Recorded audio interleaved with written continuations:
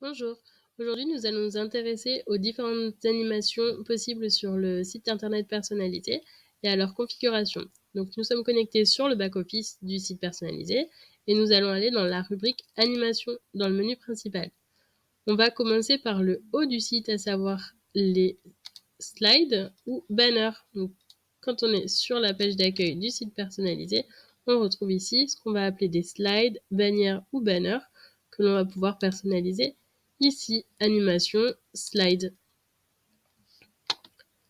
Donc, on retrouve les slides qui ont déjà été paramétrés auparavant. Donc, vous pouvez jouer sur l'ordre d'apparition simplement en utilisant ce curseur et en le déplaçant. Position mise à jour. Vous pouvez décider de désactiver ou de réactiver une slide qui a déjà été faite avant, la supprimer si elle n'a plus d'intérêt pour vous, ou aller la modifier si vous vous êtes trompé sur quelque chose. Quand vous voulez créer quelque chose de nouveau, vous allez simplement cliquer sur créer une slide.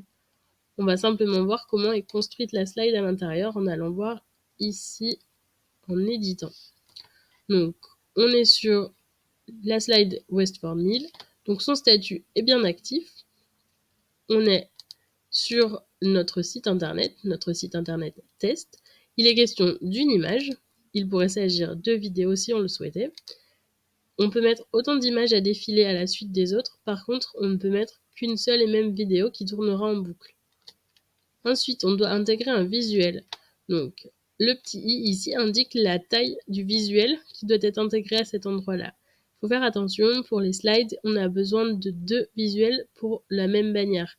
C'est-à-dire qu'on a besoin d'un premier visuel à ce format-ci qui va être recommandé pour les ordinateurs et un deuxième format, celui-ci, qu'on va appeler responsive pour les tablettes et les mobiles. Donc, 2 visuels pour une même bannière. Là, il était question des bannières en version française. On a aussi intégré le visuel pour la version anglaise. On peut le faire aussi pour la version allemande et espagnole si on le souhaite. On insère ensuite le texte ou titre que l'on retrouve dans le tableau qu'on avait à la page précédente. Donc ça, ce n'est pas visible sur le site, c'est simplement visible sur le back-office.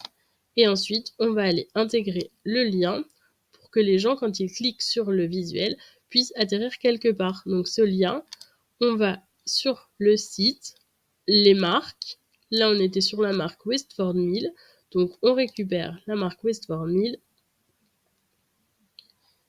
On clique sur ce lien qu'on copie et qu'on va aller recoller ici. Comme ça, on sait que les gens vont être redirigés vers une page en interne sur notre site. Si vous le souhaitez, vous pouvez paramétrer une date de début et une date de fin de visibilité de cette bannière sur votre site. Vous pouvez faire des bannières, par exemple, pour indiquer vos congés annuels.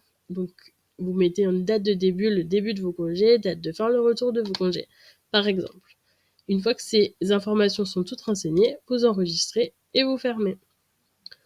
Très simple, c'était pour les slides.